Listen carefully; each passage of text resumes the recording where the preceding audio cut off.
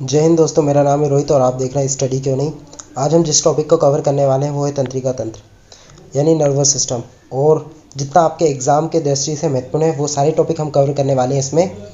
और एक भी सिंगल क्वेश्चन जो आपके कॉम्पिटिटिव एग्ज़ाम में इससे बाहर नहीं जा सकता है, तो इस वीडियो को अंत तक ज़रूर देखिएगा। और ये जो वीडियो बना रहा हूँ मैं सारे जितने भी कॉम्पिटिटिव एग्ज़ाम्स होते हैं उनके लिए बना रहा हूँ। तो शुरू करते हैं दोस्तों। सबसे पहले हम बात करते हैं तंत्रिका तंत्र। तंत्रिका तंत्र क्या होता है यानी नर्वस सिस्टम क्या होता है। तो मानव शरीर के जितने भी अंग होते हैं उन सबको नियंत्रण करना, संचालन करना व समन्वय करना तंत्रिका तंत्र का काम होता है। यानी उनको नियंत्रित कंट्रोल करना, उनमें कोऑर्डिनेशन करना, ये सारे तंत्रिका तंत्र के कार्य होते हैं। और इसको हम दो भागों में डिवाइड कर सकते हैं यानी दो भागों में बांट सकते हैं। एक होता है केंद्रीय तंत्रिका तंत्र जिसे इंग्लिश में सेंट्रल नर्वस सिस्टम बोलते हैं, और दूसरा होता है परिधीय तंत्रिका तंत्र जिसे इंग्लिश में पेरिफेरल नर्वस सिस्टम बोलते हैं। तो इन दोनों सिस्टम्स को हम लोग डिटेल में देखेंगे, तो अंत तक इस वीडियो को ज़रूर देखना। और इसके अलावा दोस्तों मैंने बहुत सारी सिस्टम्स पे और वीडियो बनाई, जैसे कि डाइजेस्टिव सिस्टम हो गया, रेस्पिरेटरी सिस्टम, एक्सक्रीटरी सिस्टम हो गया, इन सब पे वीडियो बनी है और उनसे रिलेटेड क्वेश्चंस भी किए हैं। तो उन क्वेश्चंस को भी आपको ज़रूर देखना है और मेरे चैनल को अभी सब्सक्राइब कीजिए। तो शुरू करते हैं। तो दोस्तों सबसे पहले हम लोग देखते हैं केंद्रीय तंत्रिका तंत्र क्या होता है। तो दोस्तों जो केंद्रीय तंत्रिका तंत्र होती है वो शरीर की विभिन्न क्रियाओं को नियंत्रित करती है एवं उनका नियमन करती है। जैसा कि मैंने अभी ऊपर बताया था, कंट्रोल करती है और उनमें कोऑर्डिनेट भी करती है। और इसमें सबसे इम्पोर्टेंट पार्ट होता है मस्तिष्क, जिसको केंद्रीय सूचना प्रसारण अंग भी कहा जाता है। ये जितने भी आदेश होते हैं उनको नियंत्रण करता है और ये शरीर का संतुलन, जैसे कि ताप को नियंत्रित करता है, भूख को नियंत्रित करता है, प्यास को नियंत्रित करता है और अनैच्छिक क्रियाएं यानी जिन क्रियाओं को हम अपने हिसाब से संचालित नहीं कर सकते उन क्रियाओं को अनैच्छिक क्रियाएं कहते हैं। जैसे कि प्लक का झपकना, हार्मोन्स का रिलीज होना, हृदय का धड़कना, ये जो सारी क्रियाएं हैं हम अपने द्वारा इन सबको कंट्रोल नहीं कर सकते, तो इन सब क्रियाओं को अनैच्छिक क्रियाएं कहा गया है। और ऐसे अंग जो स्वतः ही काम करते हैं उसको अनैच्छिक अंग कहा गया है। तो उन सब का नियमन करता है ये। तो हम लोग केंद्रीय तंत्रिका तंत्र को भी दो भागों में बांट सकते हैं। पहला होता है ब्रेन और दूसरा है स्पाइनल कॉर्ड। दोस्तों सबसे पहले हम मस्तिष्क को देखते हैं। जो मस्तिष्क होता है उसका जो वजन होता है वो 3 पाउंड होता है। यानी हम लोग अपनी लैंग्वेज में कहें तो लगभग 1300 से लेकर 1400 ग्राम होता है। और ये मानव शरीर का 2% के भार के बराबर होता है। यानी आपके बॉडी का जितना भी भार होगा उसका 2% आपका ब्रेन होगा। और इसको हम पूरा 3 भागों में बांट सकते हैं। पहला हो जाता है अग्र मस्तिष्क, दूसरा है मध्य मस्तिष्क और तीसरा है पश्च मस्तिष्क यानी फोर ब्रेन, मिड ब्रेन और हिंड ब्रेन। तो सबसे पहले हम लोग देखते हैं अग्र मस्तिष्क को। और जो अग्र मस्तिष्क होता है ये जितना भी मस्तिष्क होता है उसका 2/3 होता है। यानी आपका जितना भी मस्तिष्क होता है उसका 2/3 पार्ट होता है वो अग्र मस्तिष्क का होता है। और इसको पुनः हम 2 भागों में बांट सकते हैं। एक है सेरिब्रम और एक है डायंसीफलोन। दोस्तों स्किन थोड़ी सी क्लियर कर देता हूँ मैं। तो दोस्तों सबसे पहले हम बात करते हैं सेरिब्रम की। जो सेरिब्रम होता है वो 2 गोलार्धों का बना होता है। आपने कभी मस्तिष्क का डायग्राम देखा होगा तो बीच में से एक लाइन जाती है। तो जो मस्तिष्क रहता है वो दोनों साइड से ऐसा होता है और यहाँ से बीच से एक लाइन जाती है। तो ये दोनों गोलार्धों का बना होता है। और जो सेरिब्रम का मुख्य कार्य होता है वो होता है देखना, स्पर्श करना और सूंघना। और ये चेतना और तर्क बुद्धि का भी केंद्र है। और ऐसा माना जाता है कि इसके अधिक विकसित होने से मनुष्य अधिक बुद्धिमान होता है।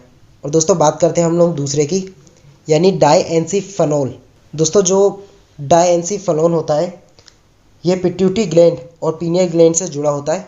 और इसको पुनः हम लोग 2 भागों में डिवाइड कर सकते हैं। एक होता है थैलेमस और एक होता है हाइपोथैलेमस। और दोस्तों जो डायएंसिफेनोल का जो ऊपरी भाग होता है उसको थैलेमस कहा जाता है और इसी भाग में पीनियल ग्लैंड पाई जाती है। और दोस्तों जो पीनियल ग्लैंड होती है आपके मस्तिष्क के यानी आपका जो सिर होता है उसके बिल्कुल बीच में पाई जाती है।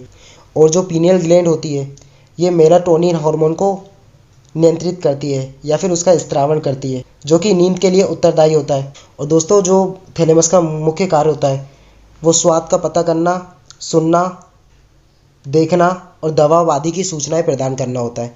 तो आपको ये भी याद रखना है। और बात करते हैं अब हाइपोथैलेमस।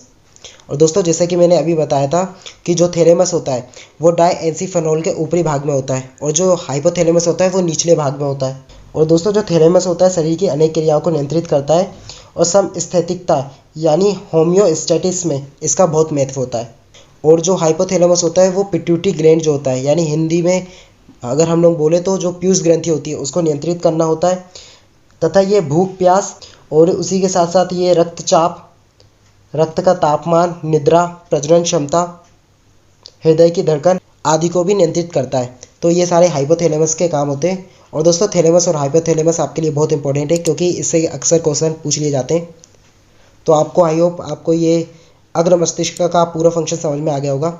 इसके बाद हम लोग बात करते हैं मध्य मस्तिष्क यानी मिड ब्रेन की। और दोस्तों जो मिड ब्रेन होता है वो दो भागों से मिलकर बना होता है। एक होता है सेरिब्रम पिंडकल और दूसरा हो जाता है कार्पोरा क्वाड्रिजेमिना। दोस्तों यहाँ पे कई लोग सेरिब्रम और सेरिब्रम पिंडकल में डिफरेंस नहीं कर पाते, तो आपको ये दोनों नाम अच्छे से याद करने हैं। और दोस्तों जो सेरिब्रम पिंडकल होता है ये मध्य मस्तिष्क का आगे वाला भाग होता है और ये तंतुओं का बना होता है। और वहीं पे बात करें हम लोग कार्पोरा क्वाड्रिजेमिना की, तो ये मस्तिष्क यानी मिड ब्रेन का पश्च भाग होता है, यानी पीछे वाला भाग होता है। और ये देखने के काम में आता है। और इससे जो तंत्रिकाएं निकली होती हैं वो आपके आंखों से कनेक्ट होती हैं, यानी इससे जो नर्वस सेल्स निकली रहती हैं वो आपके आंखों से कनेक्टेड होती हैं। तो इसका जो मुख्य कार्य होता है वो देखना, सुनना और प्रतिवर्ती क्रियाओं को नियंत्रित करना, यानी ऐसी क्रियाएं जो तुरंत होती हैं उनको नियंत्रित करता है। अब बात करते हैं हम लोग पश्च मस्तिष्क की। तो दोस्तों जो पश्च मस्तिष्क होता है ये भी दो चीज़ों से मिलकर बना होता है। एक होता है सेरिबेलम और एक होता है मेड्यूला ऑब्लोंगेटा। तो सबसे पहले हम लोग देखते हैं सेरिबेलम। तो यहाँ पे मैं लिखना भूल गया, तो हम लोग बात करते हैं सेरिबेलम की। दोस्तों जो सेरिबेलम होता है ये मस्तिष्क का दूसरा सबसे बड़ा भाग होता है, क्योंकि जैसा कि मैंने आपको बताया कि जो सेरिब्रम होता है ये मस्तिष्क का सबसे बड़ा भाग होता है। और दूसरे बड़े भाग की बात करें तो ये सेरिबेलम होता है और ये ठोस और जटिल संरचनाओं को बना होता है और तथा सेरिब्रम के ठीक नीचे होता है। जैसा कि मैंने आपको सेरिब्रम बताया तो इसके जस्ट ठीक नीचे पाया जाएगा ये। और जो सेरिब्रम का मुख्य कार्य होता है वो गति नियंत्रण करना, कोऑर्डिनेशन करना, शरीर का संतुलन एवं ऐच्छिक पेशियाँ जो हमारे इच्छा के अनुसार कार्य करती है, जैसे कि हम हाथ का हिलाना वगैरह, इन सबको नियंत्रित करता है सेरिबेलम। तो ये सबसे इंपॉर्टेंट पार्ट है और सबसे ज़्यादा पूछे जाने वाले पार्टों में से भी एक है, तो आपको इसको भी याद रखना है। और दोस्तों दूसरा पार्ट था मेड्यूला ऑब्लोंगेटा, तो आपको इसको भी याद रखना है। यह मस्तिष्क का सबसे पीछे त्रिभुजाकार भाग होता है। और दोस्तों इसका जो कार्य होता है वो भोजन को निगलने, उल्टी जैसी क्रियाओं को नियंत्रित करता है और शरीर की जितने भी अनैच्छिक क्रियाएं होती हैं, यानी जो स्वतः ही होती हैं, जैसे कि दिल का धड़कना, पलक का झपकना, आपके ग्लैंड से हॉर्मोन्स का निकलना, ब्लड का फ्लो होना, इन सारी क्रियाओं को नियंत्रित करता है। और ये हृदय के स्पंदन यानी हृदय की हार्ट रेट होती है उसको भी नियंत्रित करता है। और उसी के साथ आप जो श्वसन करते हैं यानी सांस लेते हैं उसको भी नियंत्रित करता है। और दोस्तों श्वसन से मुझे याद आया, मैंने रेस्पिरेटरी सिस्टम पे ये पूरी वीडियो बनाई है और मैंने इजी लैंग्वेज में उसको समझाया है, तो आप उस वीडियो को भी ज़रूर देखिएगा। और दोस्तों अब बात करते हैं हम लोग सेकेंड पार्ट यानी मेरुरज्जु यानी स्पाइनल कॉर्ड की। तो दोस्तों जो स्पाइनल कॉर्ड होता है वो मेड्यूला ऑब्लोंगेटा जैसा कि मैंने अभी बताया, और ये मस्तिष्क का सबसे पिछला भाग से जुड़ा हुआ होता है। और ये रीढ़ की हड्डियों तक यानी स्पाइनल कॉर्ड, आपकी जो रीढ़ की हड्डी होती है उसको स्पाइनल कॉर्ड बोला जाता है, तक जाता है। तो अब बात करते हैं मेरुरज्जु यानी स्पाइनल कॉर्ड के कार्यों की। और दोस्तों इसका मुख्य कार्य होता है ये जितनी भी प्रतिवर्ती क्रियाएं होती हैं यानी रिफ्लेक्स एक्शन, उन सबको नियंत्रित करता है। और उसी के साथ साथ ये अनैच्छिक क्रियाएं जिसे हम कंट्रोल नहीं कर सकते, उन सारी क्रियाओं को भी नियंत्रित करता है। तो आपको स्पाइनल कॉर्ड के बारे में भी पता चल गया होगा। दोस्तों जैसा कि आपने देखा अभी हम लोगों ने सेंट्रल नर्वस सिस्टम के बारे में पढ़ा। अब हम पढ़ते हैं परिधीय तंत्रिका तंत्र यानी पेरिफेरल नर्वस सिस्टम क्या होता है। दोस्तों जो पेरिफेरल नर्वस सिस्टम होता है ये धागेनुमा तंत्रिका तंत्रों का बना होता है। और दोस्तों जो पेरिफेरल नर्वस सिस्टम होता है इसमें 12 जोड़ी कपालीय तंत्रिका तंत्र होते हैं एवं 31 जोड़ी मेरुरज्जु तंत्रिका तंत्र का बना होता है। यानी जो आपकी स्पाइनल कॉर्ड होती है ना उसमें 31 मेरुरज्जु तंत्रिका तंत्र का बना होता है। और दोस्तों परिधीय तंत्रिका तंत्र को पुनः दो भागों में डिवाइड करते हैं। एक होती है कायिकी तंत्रिका तंत्र जिसे सोमेटिक नर्वस सिस्टम बोला जाता है, और दूसरा होता है स्वायत्त तंत्रिका तंत्र जिसे ऑटोनोमस नर्वस सिस्टम बोला जाता है। तो दोस्तों जो कायिकी तंत्रिका तंत्र यानी सोमेटिक नर्वस सिस्टम होती है वो जितने भी उद्दीपन होते हैं उन सबको शरीर के अंगों तक पहुंचाता है। ये कायिकीय नर्वस सिस्टम यानी सोमेटिक नर्वस सिस्टम का कार्य होता है। और दोस्तों दूसरा होता है स्वायत्त तंत्रिका तंत्र, ये ज़्यादा इंपॉर्टेंट था दोस्तों इसलिए मैंने इसको बड़े अक्षरों में लिखा है, यानी ऑटोनोमस नर्वस सिस्टम। तो जैसे कि आपको नाम से ही समझ में आ गया होगा, और ये उन सबको नियंत्रित करता है जो हमारी इच्छा के अधीन नहीं होती, यानी जिसे हम कंट्रोल नहीं कर सकते, जैसे कि सांस का लेना, हृदय का धड़कना, पाचन आदि को। और इसको भी हम लोग दो भागों में बांट सकते हैं। एक होता है अनुकंपा तंत्रीय तंत्र यानी सिंपैथेटिक नर्वस सिस्टम, और दूसरा होता है परानुकंपी तंत्रिका तंत्र यानी पैरासिम्पैथेटिक नर्वस सिस्टम। दोस्तों पहले देखते हैं अनुकंपीय तंत्रिका तंत्र यानी सिम्फेटेटिक नर्वस सिस्टम। जो सिम्फेटेटिक नर्वस सिस्टम होता है ये हृदय की जो रेट होती है धड़कने की उसको बढ़ा देता है, ये श्वसन की दर को भी बढ़ा देता है और ये रक्त दाब को भी बढ़ा देता है। आपको पता है कि जब हृदय का धड़कना बढ़ेगा तो ऑटोमेटिक जो आपका ब्लड प्रेशर होगा वो भी इंक्रीज होगा। और दोस्तों जो परानुकंपी तंत्रिका तंत्र होता है जस्ट अनुकंपा तंत्रिका तंत्र का उल्टा होता है यानी विपरीत होता है। जैसे कि जो सिम्फेटेटिक नर्वस सिस्टम होता है ये हृदय की दर को बढ़ा देता है तो पैरासिम्फेटेटिक नर्वस सिस्टम उसको कम कर देता है। और जो अनुकंपा तंत्रिका तंत्र यानी सिम्फेटेटिक नर्वस सिस्टम था आपके श्वसन दर को बढ़ा देता था, तो वहीं पे पैरासिम्फेटेटिक नर्वस सिस्टम उसको कम कर देता है और ये शरीर के ब्लड प्रेशर को बढ़ा देता था, जबकि पैरासिम्फेटेटिक नर्वस सिस्टम उसको कम कर देता है। तो आई थिंक आपको स्वायत्त तंत्रिका तंत्र यानी ऑटोनोमस नर्वस सिस्टम को अच्छे से समझ गए होंगे और ये भी अक्सर एग्जामों में पूछ लिया जाता है। इसके बाद दोस्तों हम लोग बात करते हैं प्रतिवर्ती क्रिया यानी रिफ्लेक्स एक्शन। दोस्तों जितनी भी क्रियाएं प्रतिवर्ती क्रियाएं होती हैं वो हमारे मस्तिष्क के द्वारा नियंत्रित होती हैं, जैसा कि आपको पता होगा।